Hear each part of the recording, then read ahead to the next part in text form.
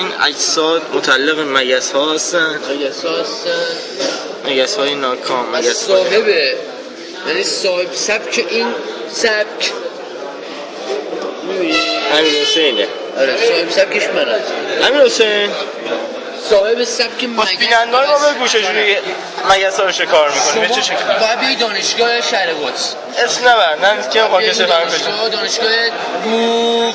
خب باید اینجا یه املت بخوری 2500 تومن. خب قاشق شد. اگه بچه‌ها دستمال کاغذی داشتن که هیچی، ولی باید تهیه کنید. دستمال کاغذی می‌خرید، لبه املتی قاشق رو شما پاک می‌کنید. آها. خب بعدش میشکنش. خیلی تجربه زیاده اینجوری شده. خسته شده. شما اون قاشقیه رو باید بگیریم، مثلا حساب کن قاشقیه اینجا باشه، اینجاست. اگه قاشقیه سالم باشه اینجاست. اون بالاتره. قاشقیه رو میگیرید حالت ارتجاعی، مگس رو میبینید، مچ میکنید، یعنی مثلا به قول قدیمی شاغول میکنید. میگیریم میزنید، مگس تو یک ثانیه ان الله و انا الیه راجعون. گلاش یه دونه بزن.